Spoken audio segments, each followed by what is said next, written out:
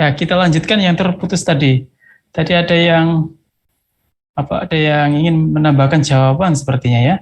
Silakan. Recording in progress. Iya Pak, saya Pak tadi. Ya, silakan.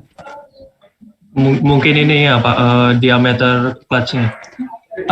Bagaimana diameter clutch itu mempengaruhi performa clutch?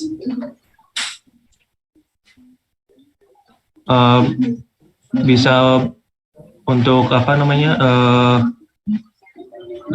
lebar gesekannya jadi luas, terus sama torsinya Pak. Torsinya dipengaruhi diameter ya. Oke. Iya Pak. Baik. Siapa ini? Bagus sekali. Raihan Pak. Raihan. Ada diameter clutch. Mungkin diameter ini ya, posisi dari brake pad-nya itu ya. Lebih tepatnya diameter. Iya Pak. Kita anggaplah diameter clutch akan sebanding dengan diameter pad tadi, posisinya dari center. Nah, ini nanti semuanya akan mempengaruhi analisa kita, pengetahuan kita ini. Nah, sekarang coba saya bagikan dulu materinya. Ini kita Sun Cak Bud. Ya, kita lanjutkan ke textbooknya. Kita lihat bagaimana textbook itu menjelaskan tentang clutch. Saudara sudah bisa lihat tampilan bukunya Bandari di sini ya. Saya perbesar dulu lah. Jadi di sini ada kondisi pengoperasian clutch ya.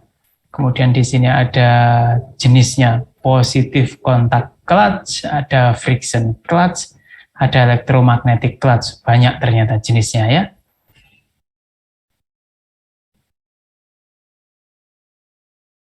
Nah, kalau untuk yang positif kontak clutch ada gambarnya nggak sih di sini? Tidak ada. Jadi dia memanfaatkan gigi seperti bevel gear gitu, ya seperti bevel gear. Tapi materialnya bukan dari logam ya, sehingga ada batasan kekuatannya. Dan itu kalau kalah ya aus atau patah, ya. Jadi dari profil yang bergerigi itu dipasangkan. Kalau digambarkan bagaimana ini di sini ya? Kalau di sini adalah platnya yang mau digunakan untuk nyambungkan poros transmisi.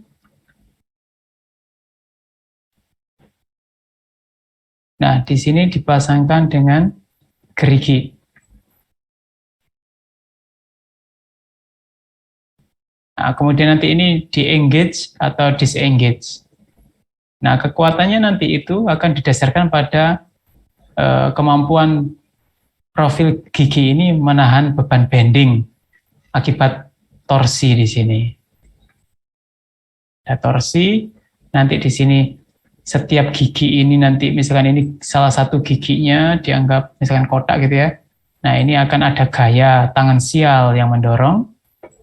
Kalau dilihat dari tampak depannya kan, kalau ini diputar dengan torsi tertentu, maka akan ada gaya yang bekerja di sini, gaya tangan sial. Nah, FT-nya di sini tuh yang akan menyalurkan daya itu ke komponen pasangannya. Jadi ini ada pasangan gigi begini, dari clutch satu ke yang lainnya. Nah, kalau ini didorong oleh gaya FT, maka gaya FT ini akan menyebabkan bending pada profil mata gigi ini. Dan siapa yang membatasi? Ya kekuatan bendingnya di sini. Jadi dia bisa saja retak, pecah di sini kalau terlalu besar FT-nya. Ya, atau bisa jadi dia aus seperti ini. Itu positif kontak clutch. Kemudian yang frictional clutch, nanti akan ada gambar di bawahnya ya. Nah, electromagnetic clutch itu yang menggunakan solenoid, menggunakan prinsip bukan solenoid ya. Magnetic clutch itu memanfaatkan medan magnetnya atau medan magnet yang ditimbulkan oleh listrik pakai elektromagnetik ya. Dan ada karena ada elektromagnetik itu maka akan muncul eddy current di sana. Jadi intinya dia putus nyambungnya menggunakan medan magnet. Siapa yang membangkitkan magnet itu? Ya bisa pakai permanen magnet, tetapi biasanya torsinya kecil. Bisa juga menggunakan elektromagnet yang besarnya bisa diatur sesuai dengan nilai daya yang dialirkan di sana. Ya. Contohnya dari engine ke AC kendaraan. Nah, itu ada magnetic clutch. Ya, ada magnetic clutch. Sehingga kalau kita tekan tombol di dalam kendaraan, AC-nya bisa jalan, memanfaatkan putaran dari engine. Itu yang nyambungkan ya electromagnetic clutch itu. Jadi tidak harus diinjak clutch-nya. Ya. Kalau yang untuk berkendara, mentransmisikan itu ya diinjak. Karena itu bagian dari kendali. Tapi kalau AC kan sekali tekan jalan terus, nggak perlu dikendalikan. Kita lihat gambarnya di bawah. Oh, ini ada jaw ya, ada jaw yang tadi digambarkan. Jadi giginya bisa berupa seperti yang saya gambarkan tadi, atau jaw-nya itu berupa satunya gigi, satunya cekungan ya, satunya bukit, satunya lembah. Nah, di sini dibilang jaw dan socket. Jadi dipasangkan. Nah, kalau seperti ini kapasitas torsinya ya besar, yang ukuran pasangannya ini besar sekali ya. Nah, ini nanti masih ada sentakan kalau seperti ini ya. Masih ada sentakan ketika levernya ini diubah posisinya, digeser ke arah kiri, maka dia akan mendorong jaw-nya ke kanan. Maka ini masuk sini. Kalau masuk sini, ya, maka putaran dari penggerak di sini, akan diteruskan ke sini. Nah, sedangkan kalau friction clutch seperti ini contohnya single plate. Jadi yang diberikan plate itu hanya salah satu piringan saja ya. Diberikan sepatu atau kampas kopling. Yang diberikan kampas kopling itu hanya salah satu disknya. Tapi ada yang diberikan dua-duanya. Ya, diberikan dua-duanya. Dengan pertimbangan lifetime dan juga performa. Sehingga kalau misalkan seperti ini, gesekannya mengandalkan, jadi koefisien geseknya itu mengandalkan karakteristik material brake pad dan material pelitnya. Tetapi kalau dua-duanya diberikan lining atau diberikan sepatu kopling, ya, kampas kopling, loh, kok hilang whiteboardnya? Oh, ini. Kalau diberikan kampas kopling dua-duanya, maka koefisien geseknya adalah hasil dari karakteristik masing-masing material itu. Nah, bisa jadi koefisien geseknya lebih tinggi, sehingga meningkatkan kapasitas torsinya. Dan jangan lupa, tadi kalau sistemnya untuk mengaktuasi clutch tadi itu, bagaimana torsi bisa dipindahkan, itu kan di sini ada gaya tangan sial. Ya. Ini torsinya, ini F tangan sialnya. Kalau digambarkan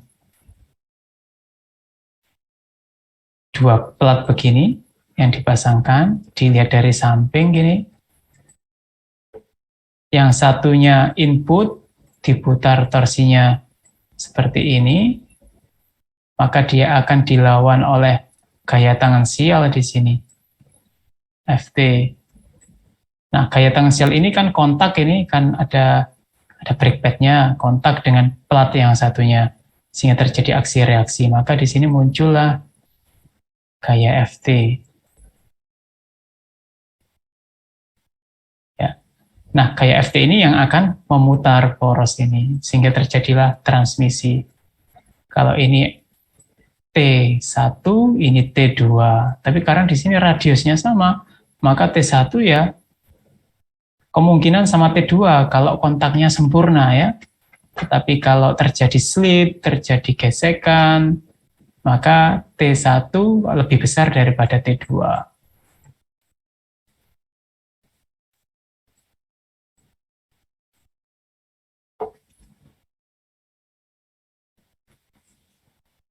Artinya T2 bisa jadi untuk suatu kondisi itu lebih kecil atau kurang dari T1 sumber geraknya ya. Outputnya kurang dari inputnya, itu bisa terjadi ketika kondisi di mana di sini gaya cekamnya tidak kuat, ya, nginjak pedal koplingnya itu setengah-setengah, tidak dalam, maka nempelnya juga tidak kuat, gaya aktuasinya ke sini juga tidak kuat. Kalau gaya aktuasinya ini tidak kuat, maka Ft-nya kecil. Nah, mengapa? Siapa yang menimbulkan Ft ini? Ini kalau dilihat dari samping, platnya yang menimbulkan Ft ini brake pad-nya, kampas koplingnya. Yang menimbulkan gaya gesek yang besar itu kan di sini. Ini gaya normalnya, Fn. Sehingga menimbulkan gaya Ft ini. Ya. Kalau di sini ini R, maka Ft ini fungsi dari Fn. Sehingga kalau dituliskan dalam persamaan, Ft itu, Ft-nya clutch, itu sama dengan mu antar permukaan yang bergesekan itu dikalikan dengan gaya tekan kopling itu, gaya injakan pedal kopling, makanya harus pakai hidrolik itu kan. Kalau kaki kita sendiri yang mendorong itu ya setengah mati, tidak akan ada torsi yang tidak akan kuat kita untuk membongkah memisahkan clutch itu karena pegasnya sangat kaku. Makanya kita pakai hidrolik, ya, pakai hidrolik, dibantu dengan hidrolik.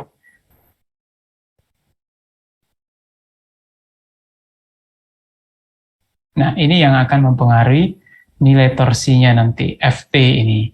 Ft bergantung pada besarnya injakan dan mu. Mu kalikan Fn. Nah, padahal semakin besar Fn, laju keausannya mungkin juga akan bertambah besar, ya. Sehingga ada constraint di sana.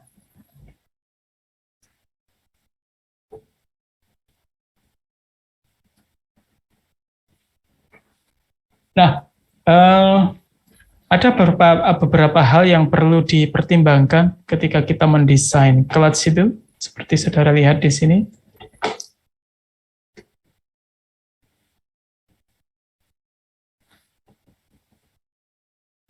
Memilih jenis clutch yang sesuai. Tadi ada beberapa pilihan ya. Kemudian memilih material brake pad-nya pada bagian yang kontak itu. Kemudian kita harus mendata kapasitas torsi maksimum yang harus ditransmisikan.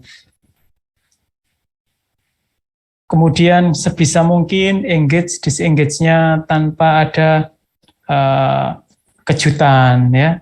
Tidak ada jerk. Jerk itu turunan dari derivatif dari akselerasi. Jadi ada posisi diturunkan jadi velocity, diturunkan jadi acceleration, diturunkan lagi jadi jerk. Ya, sendat-sendat, nggak boleh tersendat-sendat itu.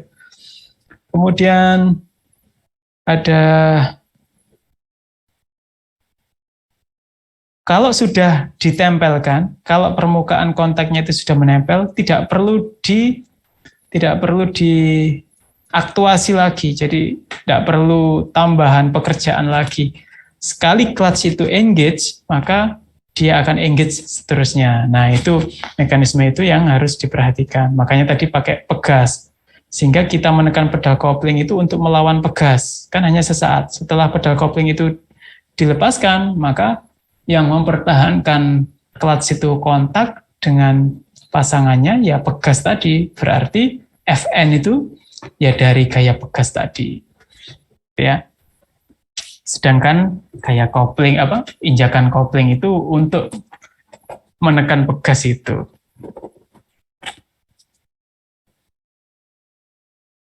Kemudian kita memilih materialnya atau mendesain geometrinya itu agar gaya inersianya sekecil mungkin.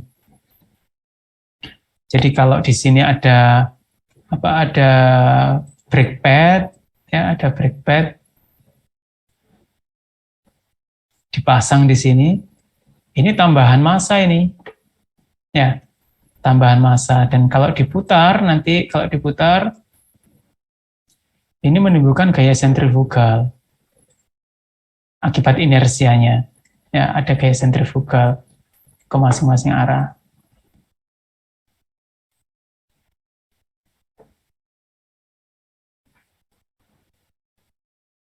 Nah, itu kita pilih sekecil mungkin inersianya. Sedangkan gaya inersia itu fungsi dari apa? Gaya inersia massa, ya omega putarannya, dan radiusnya. Sehingga memang benar tadi seperti yang dikatakan kawan kalian, kalau radiusnya itu tambah besar, brake pad-nya ini tambah jauh dari sumbu putarnya ini, maka R-nya besar, sehingga FC-nya besar ya.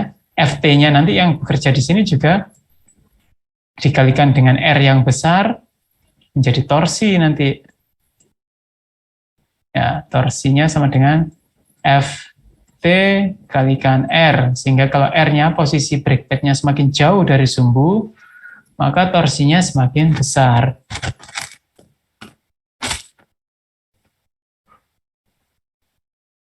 Tetapi kalau brake pad semakin jauh dari sumbu juga akan memberikan gaya sentrifugal yang besar. Kalau masih kondisi seperti ini tidak apa-apa. Brake pad-nya masih utuh, atas utuh, bawah utuh, sehingga gaya sentrifugalnya dianggap sama, saling meniadakan. Yang kiri kanan juga. Tetapi kalau ada bagian yang aus, kemudian keausannya itu tidak merata, maka keseimbangan gaya ke arah radial, sentrifugal itu akan terganggu. Maka akan jadi masalah. Nanti akan ada unbalance. Pengaruhnya unbalance itu ya akan menimbulkan getaran. Getaran itu nanti akan memperpendek umur dan menurunkan performa dari sistem transmisi. Ya, kemudian gesekan itu menimbulkan panas, dipilih material yang tidak mudah terbakar. Kalau komposit tidak boleh mudah terbakar. Kalau logam, tidak boleh logam yang pada temperatur gesekan itu dia mengalami perubahan mikrostruktur, perubahan properties tidak boleh ya. Jadi harus stabil. Nah, bagaimana kapasitas torsi, menghitung kapasitas torsi dari clutch ini? Seperti yang kalian ceritakan tadi, kita harus membuat free body diagram dulu, tahu siapa yang mentransmisikan torsi, apa tadi gaya tangan sial ya, gaya tangan sial bekerja pada brake pad ini, brake lining, dan itu ditekan ya, aktuasinya ditekan, sehingga gaya tekan itu dikalikan mu menjadi torsinya ya, gaya tekan, kemudian ada mu, berarti ada gaya tangan sial. Gaya tangan sialnya kalikan jari-jari jadi torsi.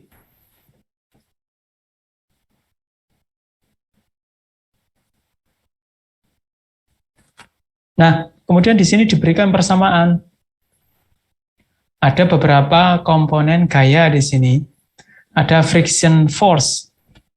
Friction force ini yang menentukan kapasitas torsi. Kemudian ada elemental friction torque. Ya, tinggal dikalikan saja dengan radiusnya. Kemudian ada elemental area, ada elemental axial area ya, untuk gaya tekannya nanti.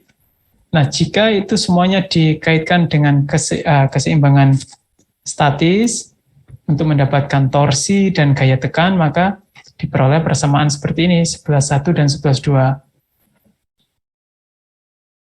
Nah, tentu saja untuk menganalisa kita harus mengasumsikan gaya tekan. Kan ini permukaannya luas.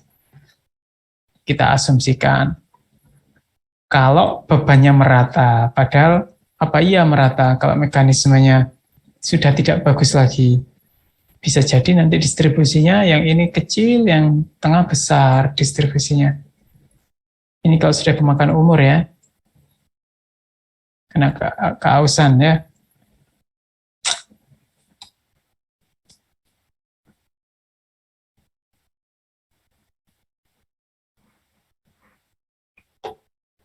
Nah, untuk kasus itu kita pakai uniform pressure theory.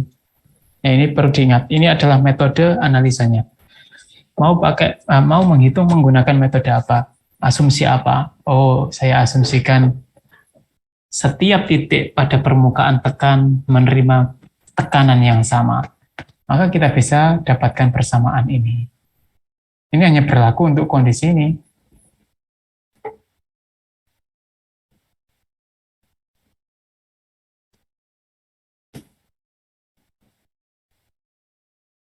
Nah, di sini diperoleh perhitungan bahwasanya torsi transmisi itu akan ditentukan oleh besarnya okupansi dari brake pad-nya. Di sini pakai pi karena brake pad-nya berada di seluruh ya, berada di seluruh apa? Di sini pakai 2pi. Bukan pi, pakai 2pi. Ini ya. 2pi dikalikan mu, koefisien geseknya, dan seterusnya. Nah, berarti kita mengasumsikan brake pad-nya ini menutup semua lingkaran. Kemudian ada D kecil dan D besar, itu internal diameter dan eksternal diameter dari brake pad-nya. Ya, dari brake pad-nya ini. Jadi dari sini itu D kecil, kemudian ke sini itu D besar.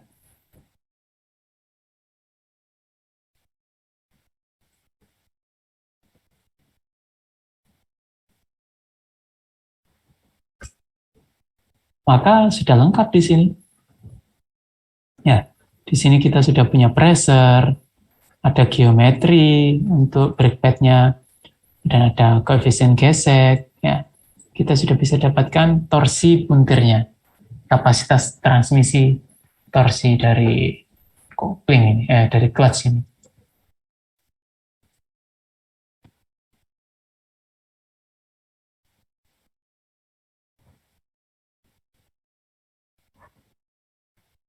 Nah, bagaimana jika distribusi tekanannya tidak sama? Seperti ini misalkan parabolik ya. Asumsinya yang dipakai adalah menggunakan uniform wear theory. Jadi diasumsikan keausannya sama untuk setiap permukaan. Ya. Nah, apakah itu berarti harus memerlukan tekanan gaya yang sama? Belum tentu. Kondisi yang B ini mungkin lebih memenuhi untuk asumsi uniform wear theory. Maka yang aus terlebih dahulu adalah bagian luar. Sehingga dengan demikian bagian paling luar, radius terjauh itu harusnya menerima tekanan yang lebih kecil. Karena kalau diberikan tekanan yang sama besarnya untuk setiap titik, bisa jadi dia akan aus duluan. Seperti yang ditunjukkan pada gambar ini. Ya. Jadi torsinya disalurkan paling besar itu adalah pada bagian titik terluar, karena di sini ada gaya FT yang paling besar. Di sini juga ada FT ya, tapi kecil. Nah, kemudian diajak,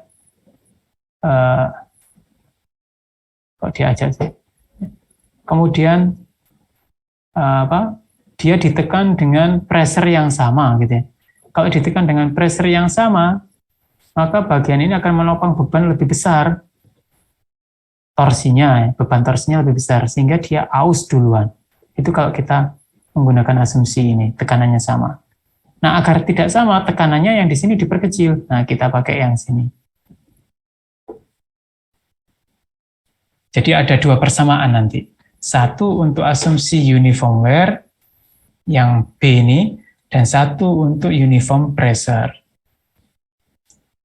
Maka saudara bisa lihat di sini, kalau untuk yang uniform wear persamaannya seperti 11-15 atau 11-4 atau 11-5, sedangkan untuk uniform wear itu menggunakan persamaan 11.6 dan 11.7.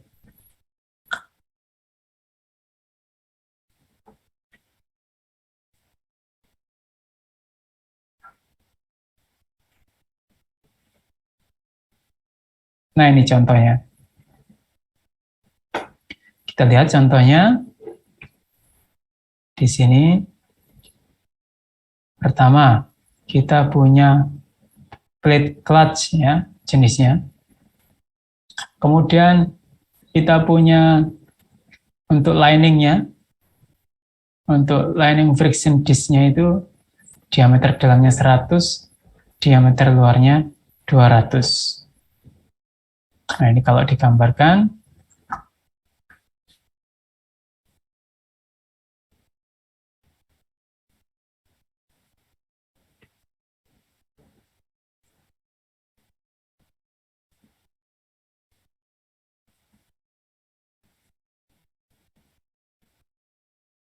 nah ini kalau digambarkan, diameter dalamnya itu ya lingkaran dalamnya itu, diameter luarnya ya lingkaran yang paling luar. Itu dari gambar ya. Jadi 100 dan 200. Kemudian koefisien friksinya dari lining itu 0,2 dengan intensitas tekanan, intensitas koefisien friksinya 0,2. Kemudian tekanan yang mampu diterima oleh material lining ini, oleh brake pad-nya ini, kampas couplingnya, itu hanya 1 Newton per milimeter persegi.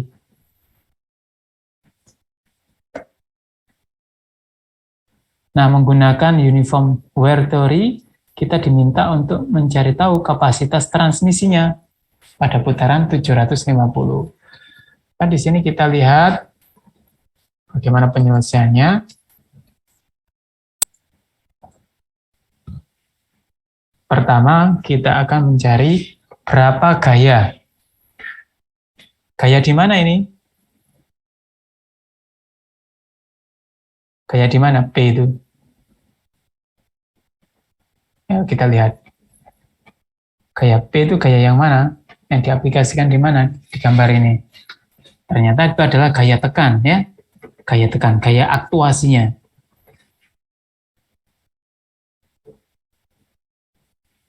Ini adalah gaya aktuasinya.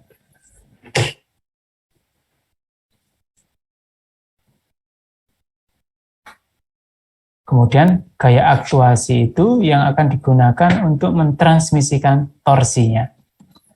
Ya, jadi P itu adalah Ft-nya tadi itu ya, Ft-nya. Nah, kemudian kita dapatkan momen, kemudian tahu momen, tahu putarannya, kita bisa hitung kapasitas daya transmisinya saat itu. Nah, contoh-contoh di sini nanti tolong dipelajari, ya, tolong dipelajari. Kemudian saya akan berikan short quiz pada minggu berikutnya. Seperti tadi, kita hanya tanya jawab saja, tapi berdasarkan soal-soal yang ada di sini. Nanti saudara baca dan pelajari. Saudara baca dan pelajari ya.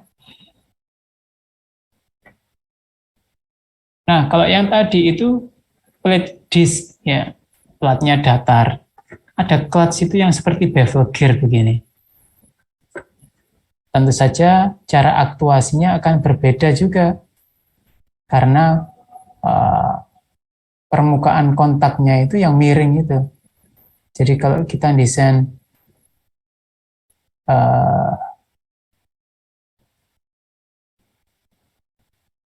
yang mentransmisikan yang mentransmisikan daya itu adalah bagian yang miring ini ya. Nah, kalau kita mendesain clutch seperti ini, maka kita harus menghitung berapa kapasitas torsinya. Dan itu dihitung dari gaya-gaya yang bekerja pada bagian yang kontak ini. Sama seperti tadi. Hanya saja di sini bentuknya berbeda. Tidak lagi bentuk plat datar, tapi miring seperti bevel. Nah, tentu saja dengan membuat permukaan miring begini, permukaan kontaknya jadi lebih luas pada area yang lebih sempit. Jadi ini lebih kompak gitu ya. Nah, gayanya ada gaya kontaknya, kemudian sebagian diproyeksikan untuk mendorong ke arah aksial, untuk engage, disengage. Kalau ini diuraikan ya, kalau ini diuraikan jadinya gayanya itu ada yang ke sini. Ini kan gaya tekannya. Ada komponen gaya yang mendorong ke arah aksial, ada komponen gaya yang mendorong ke arah radial. Nah, yang berfungsi untuk mengubah atau menyalurkan torsi itu adalah bagian garis yang horizontal ini, gaya yang horizontal. Karena dia yang menentukan seberapa besar gaya cekamnya.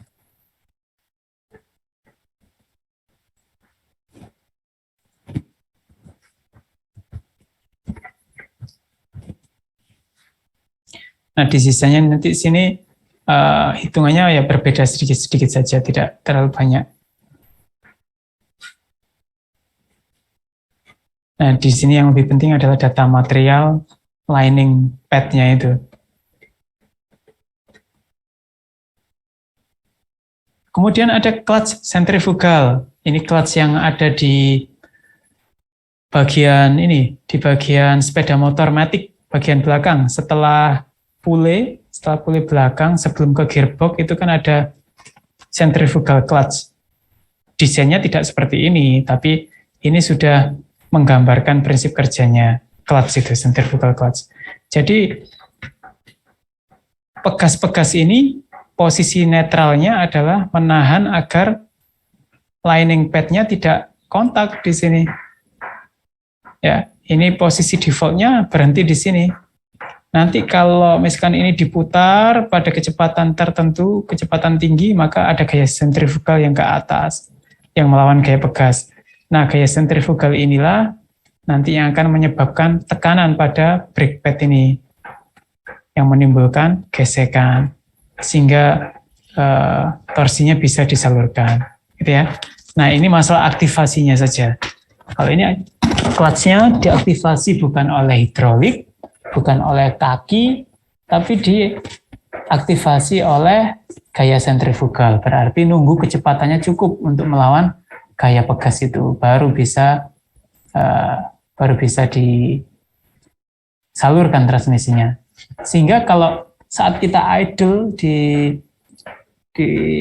lampu merah atau di pemberhentian, maka kita tidak perlu mematikan engine, karena engine saat itu idle-nya berputar pada 600 atau 800 RPM. Nah, kalau clutch-nya ini disetting di 1000 RPM, maka tidak akan ada transmisi daya di sana. Karena belum ada gaya sentrifugal yang cukup untuk menyalurkan daya itu. Ya. Nah, itu nanti tolong dipelajari di sini. Jadi selalu cari gaya radial kalau untuk jenis clutch ini, kemudian ubah menjadi torsi, kemudian yang lain-lain bisa dihitung. Kemudian di sini ada energy equation. Ya, selain analisa gaya tadi, di sini kita bisa juga membuat sistem dinamik menggunakan energi, persamaan energi. Jadi ini temperatur nanti ya, gesekannya. Berapakah kenaikan temperatur pada clutch ini? Itu tentu saja dilihat dari banyak hal, koefisien geseknya, ya, gaya geseknya sendiri, kemudian koefisien konduktivitasnya, konduksinya, macam-macam. Ya. Nah itu nanti tolong dipelajari. Apakah ada pertanyaan sampai di sini? Waktu kita masih ada 3 menit.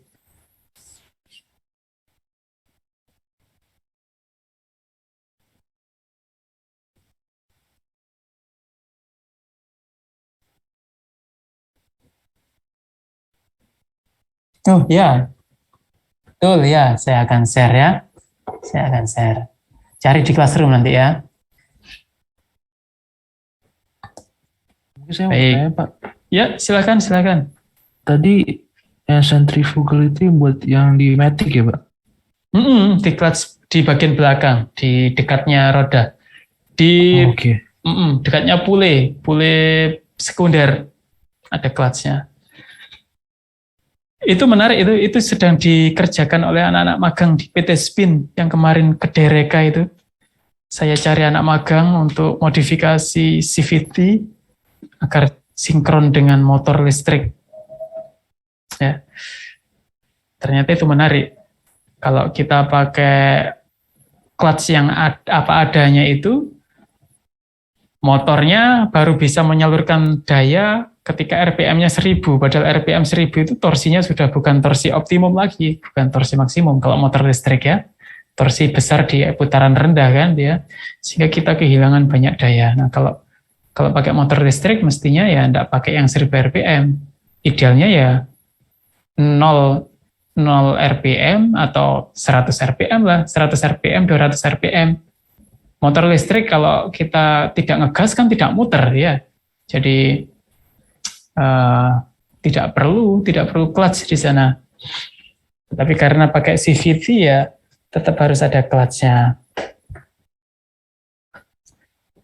Ya, jika tidak ada pertanyaan lagi, kita bisa lanjutkan minggu depan. Yang kita diskusikan nanti adalah kopling dan material dan komponen brake, ya, brake dan kopling.